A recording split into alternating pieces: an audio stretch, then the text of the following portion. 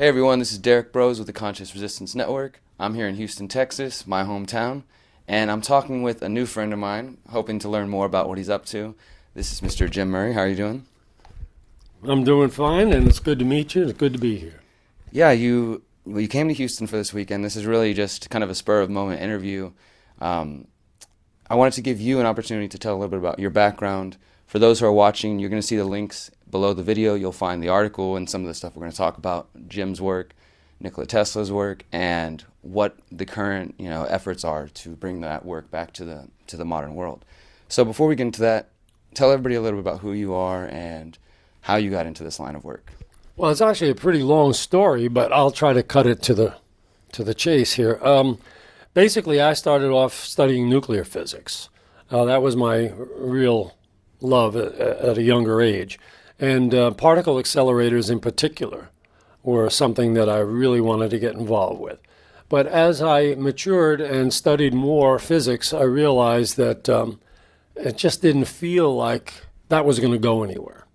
And somewhere along the line, I had crossed paths with Nikola Tesla's work, pardon me, because it's almost inevitable if you're studying electromagnetics, his name is going to come up.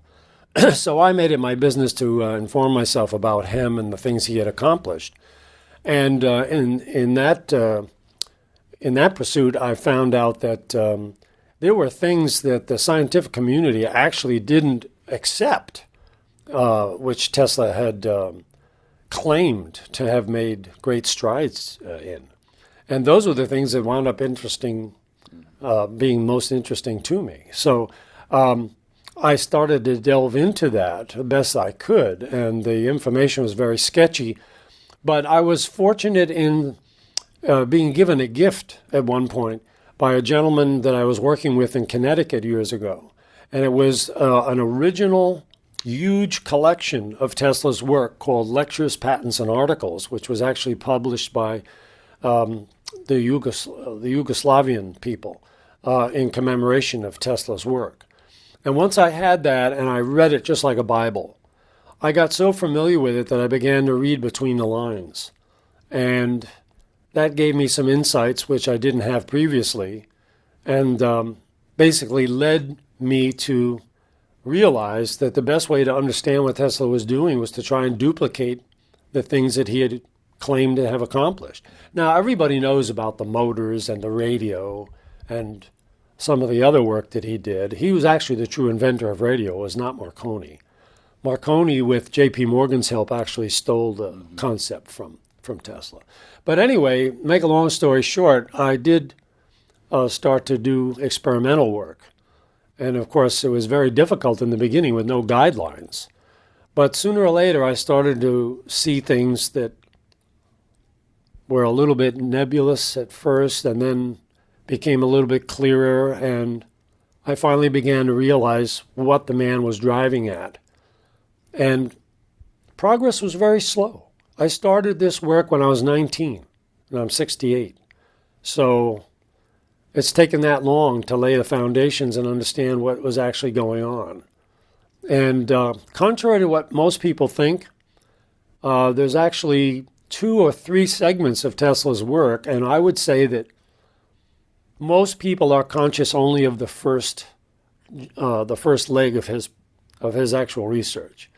The other stuff gets more and more obtuse and more mystical in a certain sense. And so the scientific community doesn't go there. But that's actually where you have to go if you want to understand Tesla's concept of energy and how to do unusual things with it. Let's talk a little bit more about that. Can you give us, just for those who may not be familiar, who exactly Tesla was? And Nick, you mentioned, him being the original true inventor of the radio, and some people also credit him for a lot of other modern technology. Can you give us some ideas on what he was involved with and, how important he really is? Well, the most important thing that Tesla did, in my opinion, which almost everybody knows about, was invention of the rotating magnetic field. That's the concept that gave rise to 3-phase motors. And of course, the world wouldn't be what it is today without 3-phase motors. Also, eventually that was reduced down to single-phase motors, which of course appear in just about every appliance, universally these days. So just those two things alone have changed the world. But in order to get power from one place to another, you also have to have three-phase generators, transmission lines, transformers, and a whole host of other technological advances that did not exist, or at least they were not in use, as a widespread phenomenon when Tesla introduced, three-phase technology.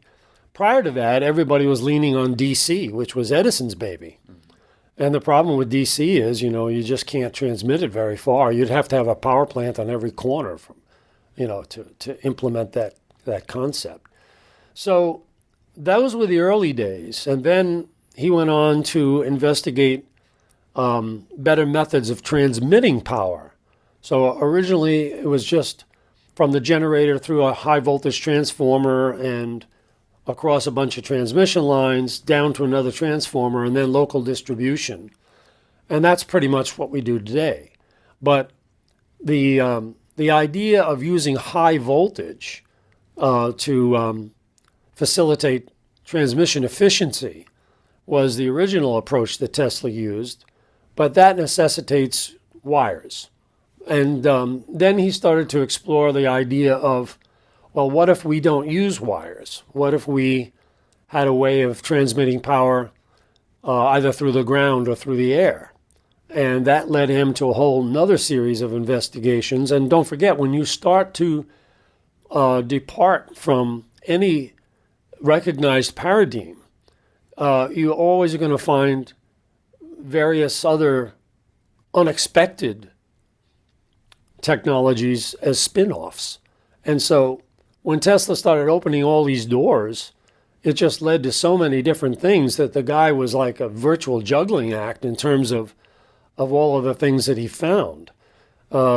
X-rays. He played around with X-rays. He had the ability to X-ray the human skull at a distance of 50 feet away from the subject when Röntgen was still playing around with partially fogged photographic plates. So, this guy was a virtual genius, and he was making immense strides in everything that he put his hands on.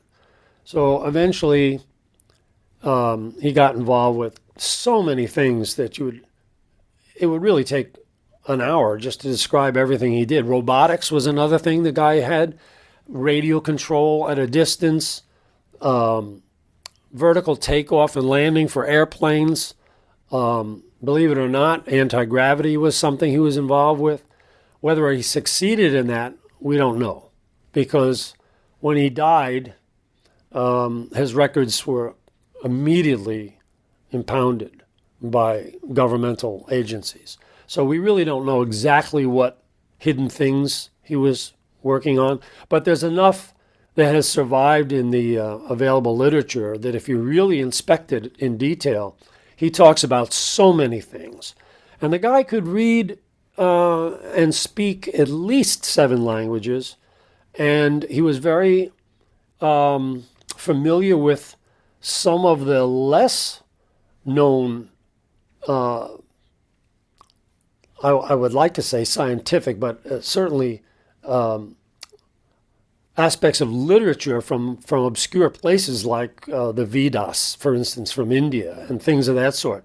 So we know that he dabbled in mystical phenomena, not necessarily as a participant, but at least he knew about these things. And, in that area of the world, there's a lot of stuff written, like the Mahabharata, for instance, discusses early warfare, where they actually were making use of missiles and flying machines and bombs that sound very much like nuclear weapons. And so it's very difficult to say what all he knew about. But if you just look at what he accomplished, it's formidable. There's just no other single human being has ever accomplished as many things as Tesla. I think he had 800 or 900 patents that we know about. So as you mentioned, much of the modern world has sort of forgotten Tesla because we get people credited with some of his work, like Edison gets more, credit for inventing, Marconi. and yeah, like you said, Marconi with the radio. So his work is sort of lost, although he does have I would say, like a cult-like following of those who are trying to keep his work alive. How is it perceived, in your experience with other researchers, other scientists in the mainstream today in 2015? Is it, laughed at, or do they even look at it? Well, it's really funny because there are a few people that I have crossed paths with that are quietly enamored of Tesla, to a very grand extent. But a lot of the scientists that you talk to, they have this bizarre perception of the man, which is, yes, he was a total genius from point A to point B. And that area encompasses all of the stuff that traditional science is willing to give him credit for. After that, he's considered to have been senile, because the things that he was claiming, the current scientific paradigm just say, well, they're impossible, so he's nuts, So there's this really strange segmented impression of the guy that in the beginning of his career, he was a genius, and then he just became an idiot. And so anything that was labeled with the idiocy part is discarded, except by the cult followers. And the problem with those people is that most of them don't have any scientific background. They're just caught up in the mystique of the man. Mm-hmm. And so while it's great that it perpetuates his legacy in a certain respect, it doesn't lend anything to the in-depth investigation that's necessary to really penetrate the areas that have been suppressed or forgotten, or whatever word you want to use there. So in that respect, I feel a little bit unique because I started off as a physics and math student. I had very classical objectives, and the more I get into Tesla's stuff, the more I realize, hey, there's definitely something else here. And I made myself a vow that I was going to find it at all costs. And if I did, I'd do something constructive with it. And if I didn't, oh well. You can't be criticized for trying. At least I didn't think you could. Before we move on to what you're doing now and how people can find out more and help, if you don't mind just speculating briefly, why do you think it is that his work is looked in that manner that you just described? He's senile. Why is the scientific paradigm so afraid to go outside of these, boundaries? I don't think the real people that are in the know are afraid. I think that you have a very segmented series of scientific groups or circles of activity in the technical arena. And this is done deliberately. I mean, even the Masons are structured this way, where you have the people at the very top who know everything that's going on, and then as you come down the ladder, it just turns into a men's social club type of thing. And then there's all the plateaus in between. And it's the same thing with the scientific community. They want certain people who are working on certain things to be totally informed. And then the rest of them, they kind of keep an arm's length from certain tidbits of knowledge, because those people are assigned to maintaining what's allowed to be given to the masses. And so you do need a segmented regime from that perspective. But to answer your question in more direct detail, the cutoff point happens to be, at least in my opinion, certain areas of physics which are considered sacred.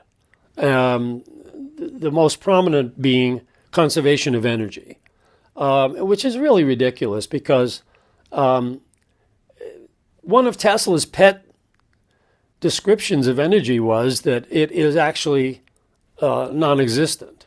And he comes to this statement by the following analogy. If you're carrying a bomb around, it just looks like a cylinder and it doesn't do anything until it explodes. But when it explodes, the thing that does the damage is not energy. It's the rate of change of energy, which is actually power. So by turning energy into a buzzword, it defocuses the attention on the concept of power. And there's a couple of reasons for this. First of all, in the in the money world, energy is very convenient, a very convenient parameter to embrace because it automatically allows you to relate expenditure for fuel, financial expenditure for fuel, against a final delivered product. And power, if you understand it, is a continuum. And so if you're talking about something like 10,000 watts, for instance, it's a continuous thing, 10,000 watts. If you want to get more specific, you have to say 10,000 watts when. And as soon as you do that, it automatically changes it from power to energy. So a more concise example would be, let's assume we were photographing with a movie camera somebody dropping a cannonball off a tall building. And we film the thing coming down, okay? Then we develop the film and we put it on a professional projector and throw it up on the screen. Well, when we watch that cannonball from the time that it was released until the time that it buries itself in the ground, that entire event describes the power that was accumulated by that whole mechanism, the weight, the mass of the ball and the gravity and all of that. But if we stop the film and examine any discrete frame and just leave it on the projection screen as if it was a slide, that is a snapshot of the event at a given point in time, and it automatically defines energy. So that's the real rudimentary difference between the two things. And so getting back to your question, people who embrace without any latitude whatsoever the so-called conservation of energy as a limiting factor in all of human endeavors, technological endeavors, use that as a cutoff point. If anybody comes up with something that has an inexplicable degree of efficiency, it's got to be a violation of conservation of energy because everybody knows you can't get more out of a system than you put into it. The contradiction actually resides in a more subtle area than that, and that is that there are certain mathematical precepts which tell you that under certain very rare situations, there are circumstances in which the work that is done is not necessarily equal to the energy that's accrued. And those are the areas that you need to investigate. Nobody's talking about violating conservation of energy. What we're actually looking for is a situation or situations, plural, that can be described by a gain in the work done for a particular form of energy. And that's where I've been concentrating my efforts for the last 30 years or so, once I understood the ground rules. And so very few people go to that area of investigation simply because of the fact that, first of all, the mathematics is horrendous. A lot of it is beyond me. I have friends who are mathematicians that help me with that. And the other reason is because, for the most part, except in some really, really horrendous areas of physics, most systems are deliberately approximated by linearization. And you're never going to see these effects in a linear system. They're all particular to systems which are totally nonlinear and require really advanced mathematics to understand. So a lot of the people that are out there dabbling, I give them all the credit in the world, but they better be prepared for some really excruciating learning curves and endless dedication if they expect to get anywhere, because it's taken me almost 50 years to even begin to understand the ground rules. Absolutely. I mean, it sounds like what you're describing is what I think those of us who are activists or researchers independently have come across in our own researches, not only in the paradigm of science, but in media and government. There's these different institutions that seek to preserve a certain type of mindset, whether that is, with only this one type of science, like you said, in the conservation of energy. They're sort of afraid to go beyond those boundaries. And I think it's because there are implications. If Tesla's work is shown to be more efficient and some people believe could revolutionize the world, then there are people who stand to lose a lot of money in that process and possibly a lot of power in that process. And you, as you said, you've been working on this for close to 50 years now. So what is it that people can do to help you, and what are you doing now to bring the knowledge that you've gained to the world and to the people of 2015? Well, it's very difficult to answer that question, in a simplistic way. Ultimately, what needs to be done is somebody has to put up enough money, and we're talking millions, not nickels and dimes, to really break through the restraints of the existing paradigm when it comes to understanding energy and nonlinear physics and things of that nature.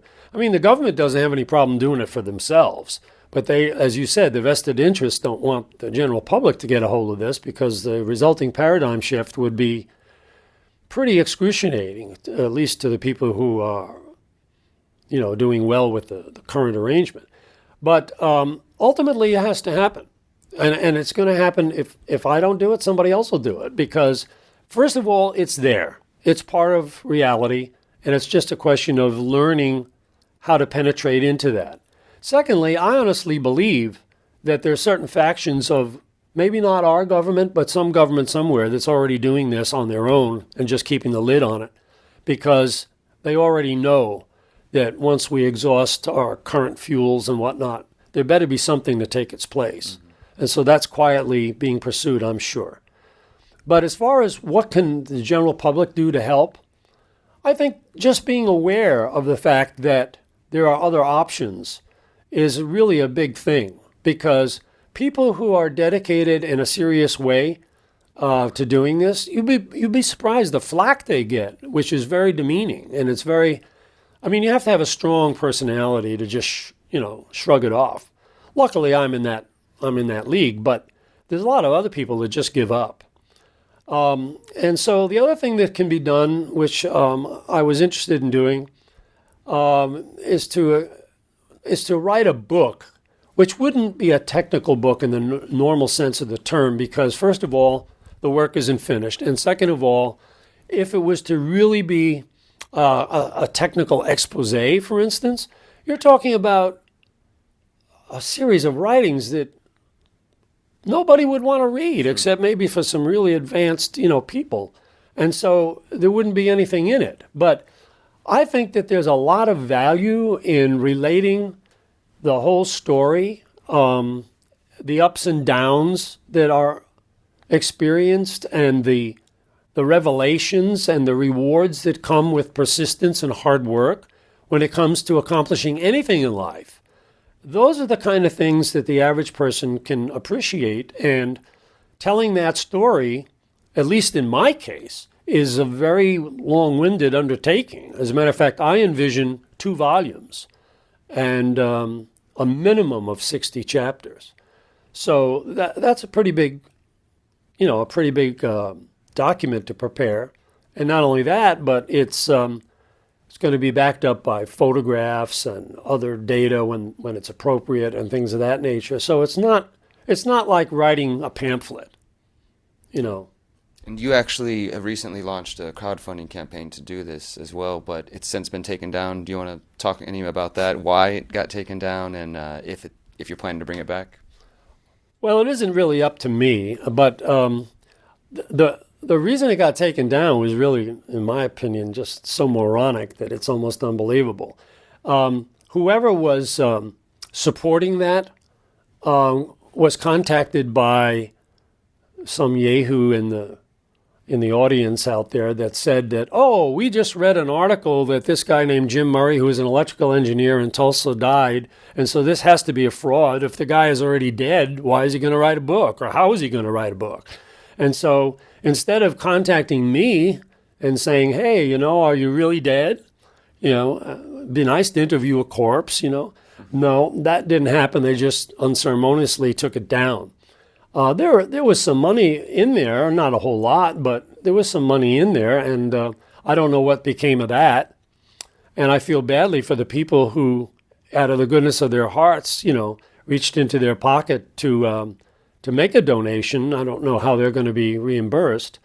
From what I understand, the Free Thought Project has contacted the host of that fundraiser on several occasions and have not gotten anywhere with resolving the issue.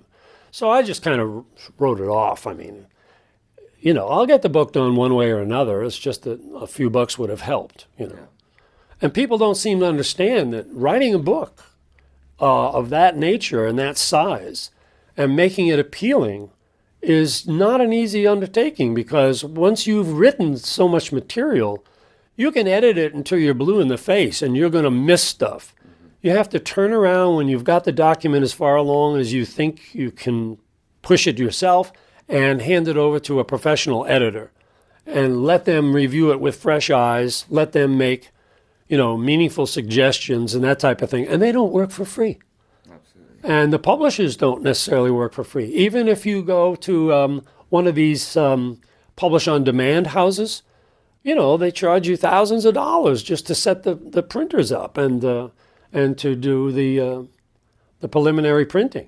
So, people get this ridiculous idea that you can sit down in front of a typewriter or a computer and just rattle the keys a little bit, and out comes this fantastic final document, and it just doesn't work that way.